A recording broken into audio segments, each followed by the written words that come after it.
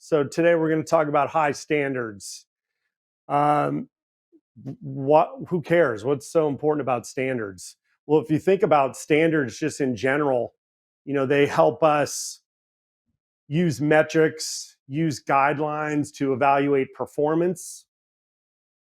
They help make components connect to other components that are made by different companies and streamline business processes and workflows.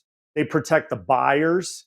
Buyers aren't going to buy anything if it's not from a trusted brand or product that, if there's no reliability or sustainability or equity, they're just not going to buy. They're going to walk away. So standards are really important. And then how does that translate to sales development? Well, sales development has a twofold objective. We drive a revenue pipeline for our organizations, and we drive a people or a talent pipeline for our organizations. And if we're not doing those two things properly and with a repeated motion, then that compromises our brand, the loyalty of our customers, partners, prospects, and even candidates. So speaking of candidates, I did a search on LinkedIn just last week in preparing this deck. I just typed in sales development rep under jobs, and it's close to 50,000 jobs available right now for sales development reps. So I immediately leaned to the bright side and the optimistic side of this. And I think it's a great validation of sales development as a business function. It's clearly a critical business function for businesses to thrive. And the spotlight is on us in a big way. We've got thousands and thousands of companies that are looking for top talent, looking to drive their sales development engine in the revenue pipeline. And we've got millions of candidates out there who are all vying for a spot in a company as a sales development rep. I mean, that's all good stuff. What's not so good is that as I go through these available jobs, all the job descriptions are the same. I mean, I think I looked at 50 to 60 different job descriptions, and some of them have the exact same language in them. And so I think if we consider mathematics and physics, you consider like Boyle's law. Boyle's law talks about the more volume there is, the less pressure there is. And it relates to gas particles in a container. But I think the same applies to sales development. If we've got all this volume available now, open sales development rep roles, like, sure, I'll just shoot some resumes out, have a couple conversations. Hopefully I'll get where I need to go. And the whole process and the whole profession, frankly, gets a little bit watered down. So now I've been in this business for 27 years. And I think we need to represent. And I think we need to represent ourselves and our teams and our companies and the profession at large, everybody in this room, with very high standards. I'm not down with watered down processes. I think we just heard in the last panel, Patrick said, actually, it's a race to become more human. So the more human you can become, the more authentic you can become, and the more you do things that do not scale is what's going to move the needle for you, and it's what's going to move the needle for these companies and our profession. Oh, I hit the wrong button.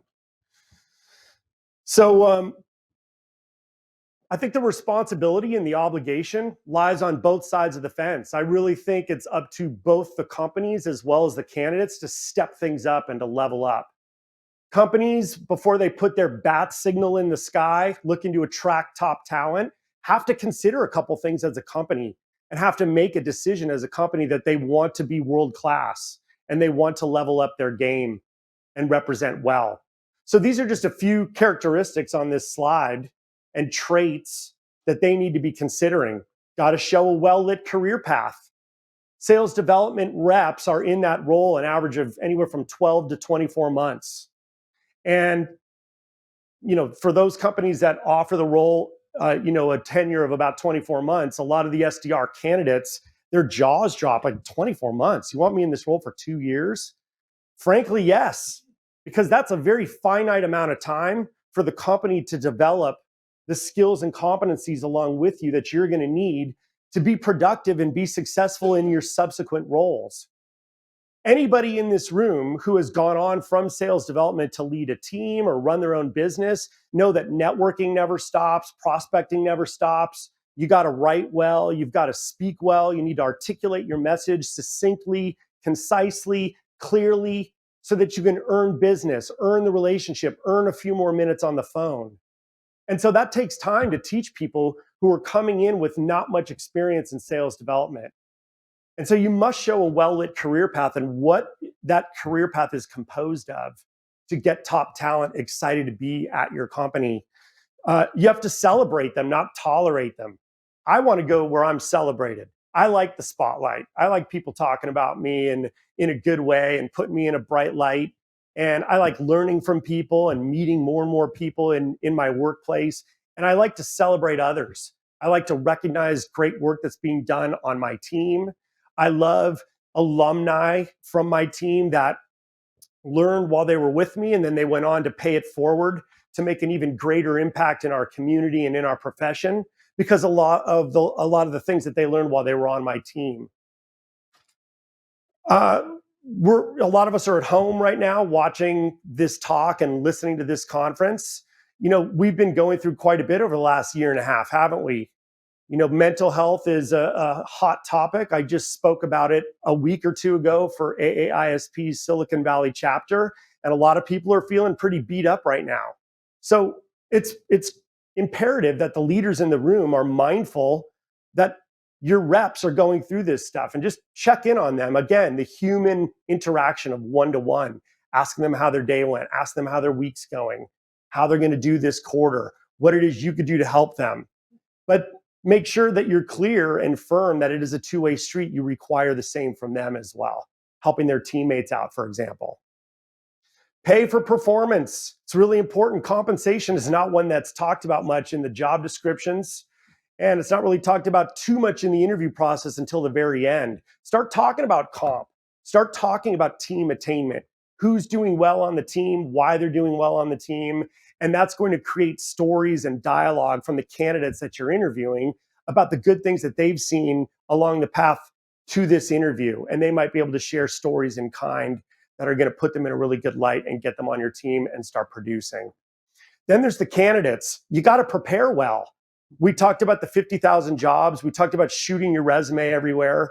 Gone are the days, at least in my experience, and it breaks my heart, where a majority of the candidates actually send a thank you. They don't send a thank you email. They don't bust out a blank thank you card, which costs a couple bucks at Target, and scribble out a very nice thank you message for considering them as a candidate. They're looking forward to the next steps. It's been an honor and privilege to meet all the people in the process. We hope we've imparted some wisdom and value in our dialogue. Just little stuff like that you're just not seeing anymore, at least not at scale and not from the majority. Establishing conversation flow. They're fumbling over their words on their interviews, calls, whether it's online or in person. That's the role. You have to establish conversation flow with every level of the organization.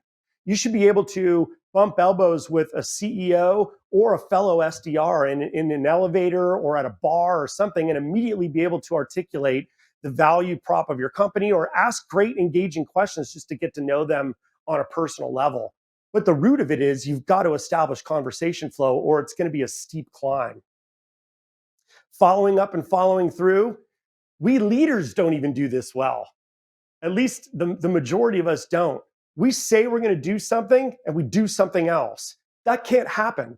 Somebody who is a leader that considers themselves somebody carrying themselves with high standards, what you say you do is what you got to do. Don't get the team all fired up and then don't deliver that new comp plan, or don't do the sales kickoff, or don't do President's Club if that's what you've been telling everybody. Your credibility and rapport is so precious, and it will go right out the window if you're not following up and following through. Asking thoughtful questions. We get prospects on the phone, and the first thing we ask is, hey, is it a good time? No, it's not a good time. Now you're screwed. Now you got to reach in the back pocket, and you've only got maybe a question and a half to go before you're done. So ask thoughtful questions. And if you don't have them at the top of your head, join the party. How about printing out a list of conversation starters and open-ended questions and having them right in front of you so that you're ready to rock and roll when they pick up that phone or when they get on that Zoom call? and actually care. Again, I'll call out Patrick again on the last panel discussion where he talked about it's a race to become more human. You actually got to care about what you're doing. You got to actually care about the team you're representing and the offering that you're giving to the marketplace. And you actually have to care about the problems that your prospects are trying to solve. People have finely tuned BS meters and they will know whether or not you actually care. Okay. Brian Tracy, famous author, business leader, speaker, has a great quote, and it is, decide today to be very successful in everything you do. And the key word in that quote is decide.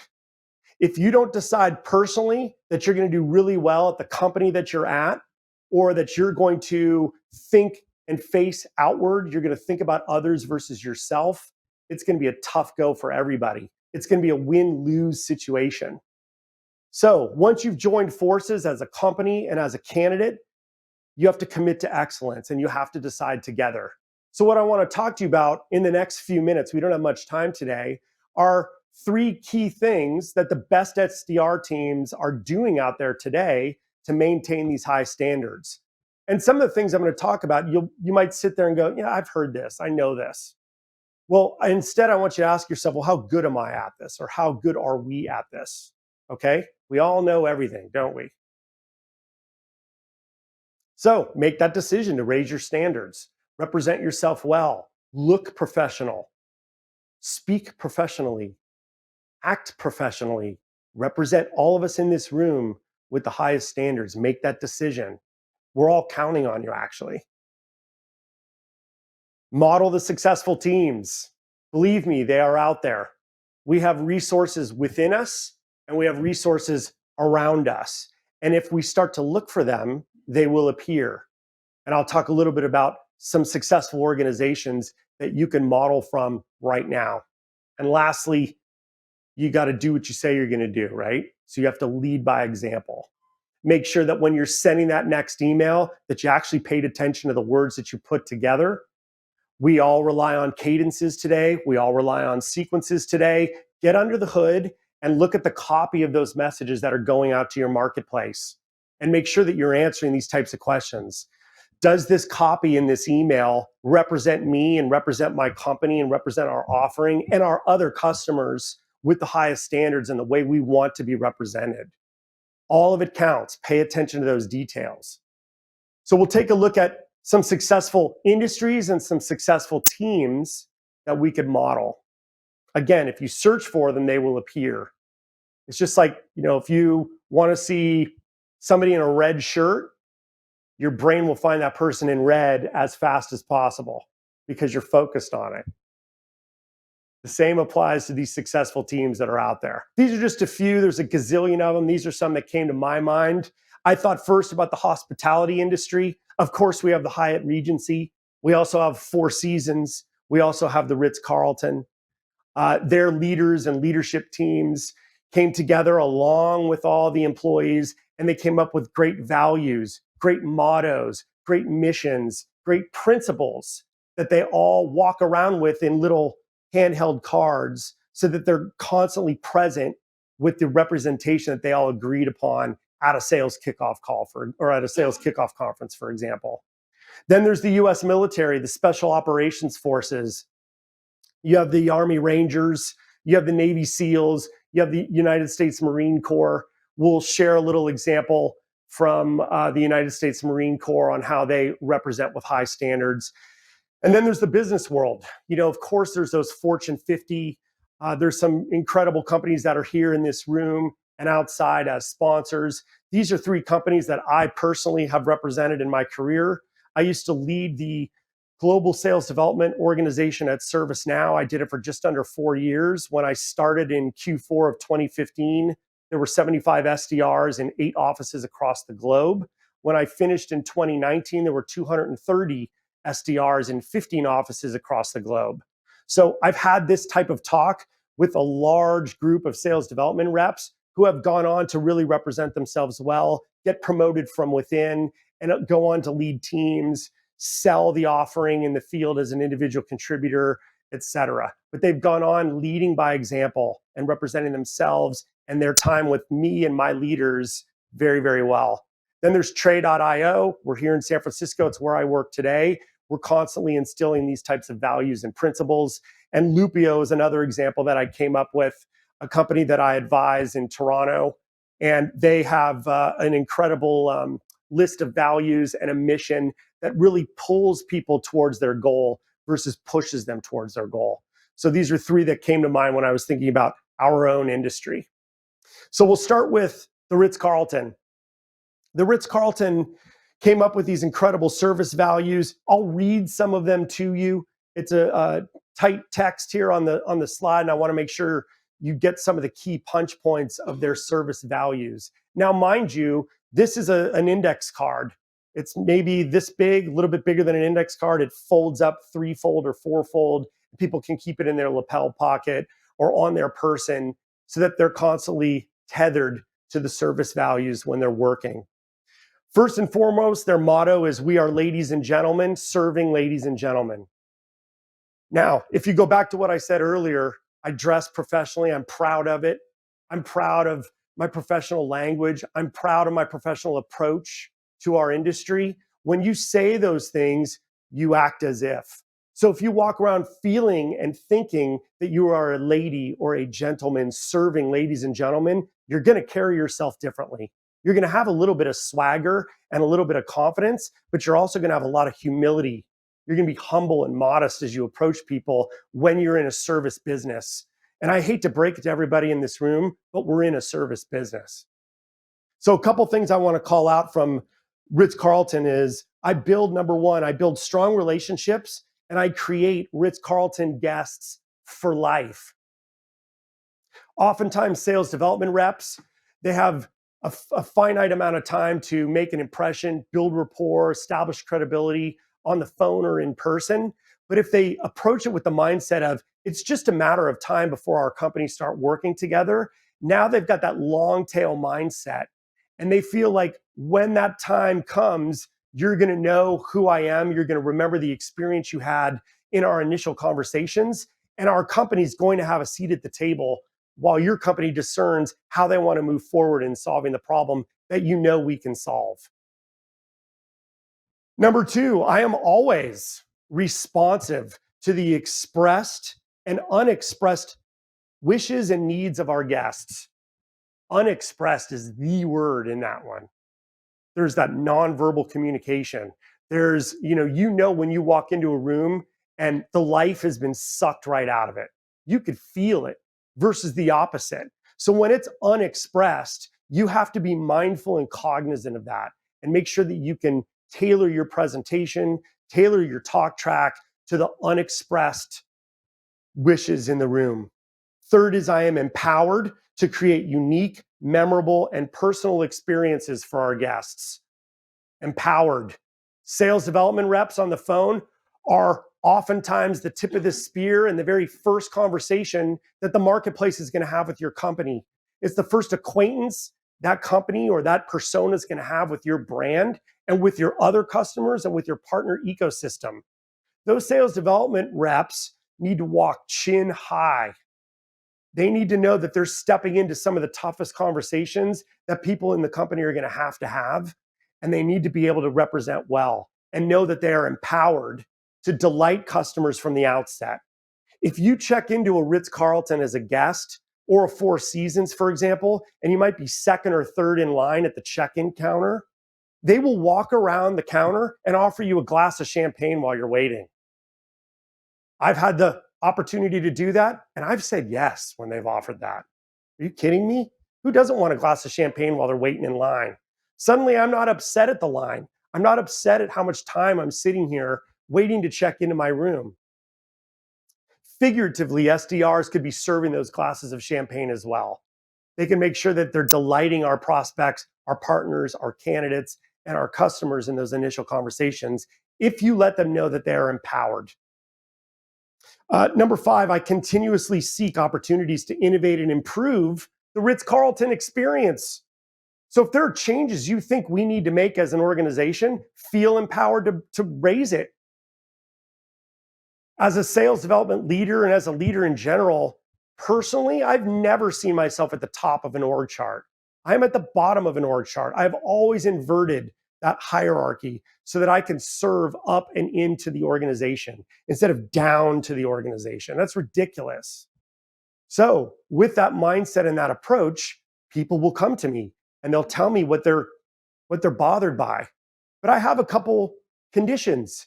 If you're going to escalate a problem to leadership, have two solutions to that problem that you've thought through, that you've critically approached, that you've sought advice and expertise from others on, so that you can come to the table with, this is a big, big problem. However, this is what I think we might want to do about it. Choice A, choice B. What do you think? 99% of the time, the leader's going to say, B, great work. That's awesome. We'll implement that next week. But if you come to them with none of these solutions, first of all, you're on a long road to becoming a leader yourself. And you're probably going to turn off that leader because you're making them do the work. So have two solutions to every problem before you escalate it. But by all means, raise those problems. I'll spare you from reading the whole card. I'll read a couple others. Wow, number 10. We've been talking about it all day. I'm proud of my professional appearance, language, and behavior. I protect the privacy and security of our guests, my fellow employees, and the company's confidential information and assets. You have to respect the intellectual property, respect the content, respect the slide decks that are saved in the Sales Center repository. It's for our company to have an advantage in the marketplace. That's what a capitalistic society does. So you have to respect that and protect it for the company. Lastly, I'm responsible for uncompromising levels of cleanliness and creating a safe and accident-free environment. Many of you are being mindful of everybody's health in here, wearing masks. Those who aren't probably are vaccinated or had COVID themselves. Either way, even to come into this conference, you had to be mindful of everybody else's safety, health, and well-being. That's what leaders do. That's what humans do as well. So good on you and thank you. But let's be ladies and gentlemen serving ladies and gentlemen. The United States Marine Corps is, lots of different special ops organizations in the United States military. They live by codes. They have things written in black and white that are very clear to all feet, all boots on the ground. This is an incredible evaluation assessment, and this is just a snippet from it that informs and defines what the United States Marine Corps calls the eminently qualified Marine. So Marines go through rigorous evaluation programs, and they're ranked 1 to 5, 1 being really poor performance, 5 being outstanding and exceptional. And they're graded on leadership. They're graded on their individual contribution. They're graded on how well they accomplished the mission or sought evaluation performances from others and how they did well in the field. And they're stack ranked in this Christmas tree-like image of where they are and where they need to improve. So much of this evaluation form, which I'm sparing you, I'm not going to go through all the details of, but so much of it translates to our sales development teams and our sales teams. We have to make sure to maintain standards that we can show them in black and white what's important to us as an organization so that they can represent. And so with that, it informs this slide about standards of excellence that our team implemented at ServiceNow and standards of excellence that we implement today at my company at Trey. And it goes a little something like this. You have 4 Ps that you're going to be assessed on every month. And you are going to start by doing a self-assessment, and then you're going to meet with your manager to reconcile how accurate your self-assessment was to how accurate their assessment of you is. And the 4 Ps are performance, proficiency, process, and professionalism. There's a lot of cool stuff about this. You're not waiting a whole year to get an assessment or have this type of discussion with your leader. You're doing it every single month. You have scores from 1 to 5, 1 poor, 5 exceptional, being assessed on a monthly basis, quantifying your performance, how well you're doing with process in the organization, how proficient you are in articulating the offering and value prop to the marketplace, and how professional you are. And if you want to break it down, performance is pretty black and white. You either made your number or you didn't. You either did your activity to the levels that we asked you to or you didn't, whether that's email, phone call, social outreach, etc. So that's pretty easy to quantify. Proficiency, though, is about product knowledge. So if you don't have it yet, invest in a learning platform, create a curriculum that includes modules. And in those modules, your sales development reps and your salespeople get certified level 101, level 201 on the different offerings, the different problems, the different case studies, the different use cases, so that they can show you when that 18 to 24 months is up and they're now eligible for promotion, what areas they were deficient in and how they improved them over time. Ralph, I was scoring an average of 2.6 for the first 6 months I was here as I was onboarding and ramping and getting acquainted with our marketplace. But here's what I did to fix everything as it relates to proficiency. And here's what I did as it relates to process. My Salesforce maintenance or my CRM maintenance is on point. I carve out specific time in my week to simply work on meeting records, meeting notes, account records, contact records, so that everything is buttoned up and dialed in. If anybody in the organization looks at what the next steps are in this opportunity, it's very clear. It doesn't say F/U with prospect. And F/U means something else to me than it does to a lot of people. So just write out following up with prospect Tuesday, 12 o'clock. This is the one hurdle that we're going to have to overcome in this next call. That way, like a medical chart, the doctor who's going to prescribe what you have diagnosed can take one look at those notes and go, I know exactly what we need to talk about. And I know exactly when I'm going to introduce it in the call. An SDR who's kind of half-assing this isn't going to go far, and neither is the organization. So you could see the systemic impact that this great work can have, or this crummy work can have, on everybody involved.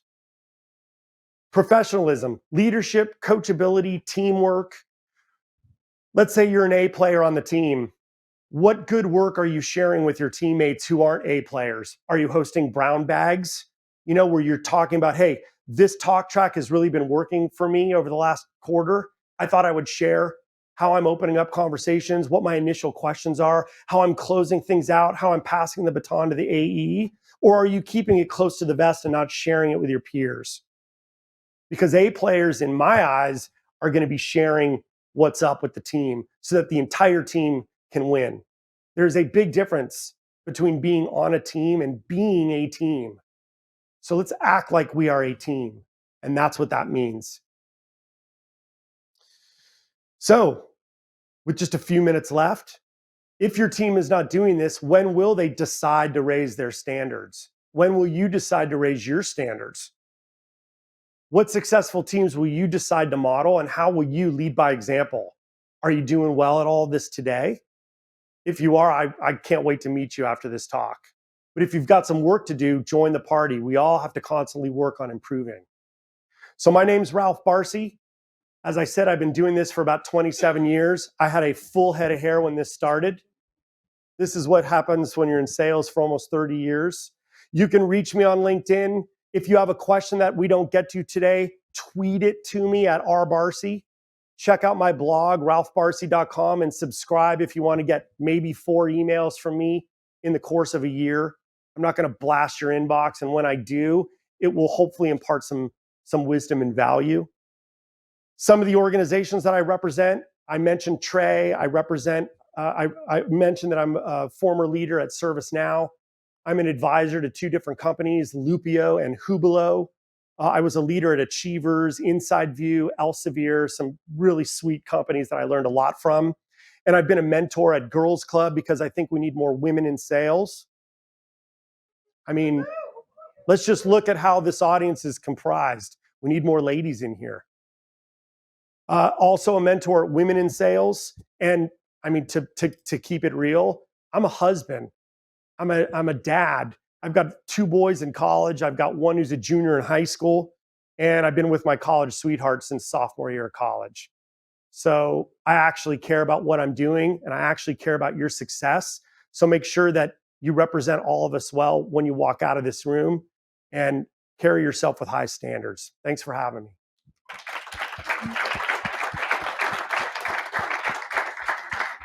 Do we have time for questions, Brittany? Yeah, let's do like 1 to 2 questions. Anybody Cool. got one? That's awesome. I'm coming over to you. Yes, Hold sir. on.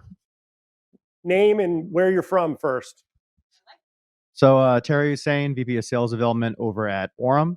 Sweet. How are you, Terry? Doing good, man. Good. I've had close to 10 years of sales development experience, and one of the Bless things you. that it's been crazy to continue. Yeah, and you mentioned easy. it's always be prospecting. You're always going to use that, especially as an AE. Top AEs are typically top SDRs, and we're going through a period of extreme hyper growth, right? Mhm. So we're going to be going from maybe 5 SDRs to 25, right? And I think one of the mandates that we have, and I love your thoughts on this, is we actually need to make them world-class SDRs, but I don't have 24 months to do it.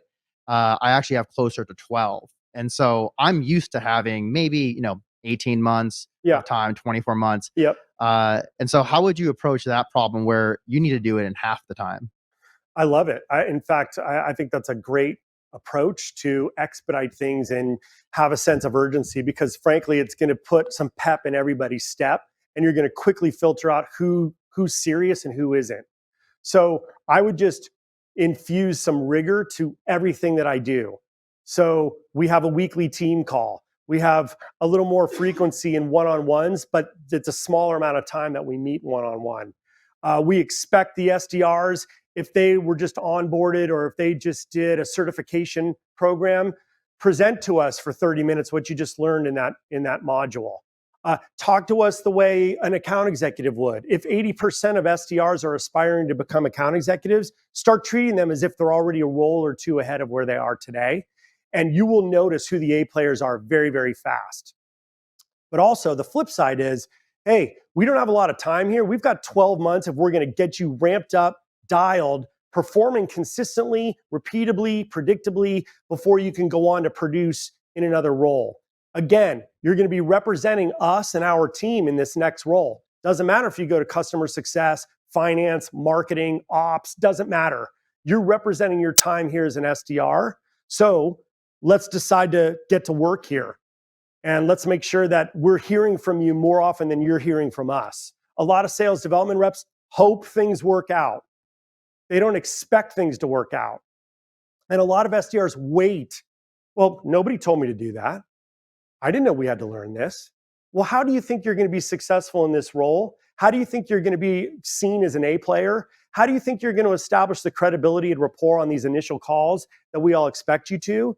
It's by being self-sufficient. It's by being a leader. It's by actually illustrating what being empowered is all about. Like, pick up the mic, talk to the team, let's get to work. And when you talk, act, and think like that, 12 months is nothing. In fact, that's a long time. So that's a great question, Terry. Anybody else? Yay, my buddy in the front. I'm coming back. You got me fired up, by the way. You probably heard it. I get all fired up about that stuff. So that was a Paul great Mojica, question. Paul Mojica from Pendo. Question is, so we're talking about establishing excellence inside the organization. And if I'm thinking about the right individuals at the right time, at the right moment, Yep. When we're looking at hiring SDRs, what are some questions from your experience that you have asked to help you understand, is this a right candidate to fill in this role, given the dynamic of the 46,000 job openings and they're like all the complexity of that tying into it as well? What's important to you, when you're considering a new employer? What are you looking for? And I might be able to meet that or exceed it or not, but it's going to be difficult, and if I don't know what it is that they're after. I also want to know on a personal level, if they're open to sharing with me, what is the purpose that's keeping them up at night? What's driving them? Like I mentioned earlier, what's pulling them towards their goals? Sometimes people are caring for their ailing parents. They're waiting to get married. They want to buy a home. They want to become an investor. They want to start their own company. The more I know about that, the more I can discern if this is the place for you and if I can help you as a leader. Again, being on the bottom of the org chart. Because our jobs as leaders is to remove obstacles from the paths of our reps so they can get where they want to go. You know, I don't want to make it a difficult experience. I want it to be an inspiring experience. And so the earlier I can find that out, what's really driving them, the better. And I can tell them if it's not the environment for them or if it is. And I also keep in mind like how they show up, not just what they're wearing and stuff, but what's their disposition like? What's the energy level like? It's why I asked that when I got on stage, like, what's the energy level like today? How's everything going? Do I have to flip my coin? You know, just to get people to like shift how they're doing, like what is up? What is driving you? And if I can find that out from a candidate, like it's a win-win. Everybody's going to have a good conversation. Thanks for that question.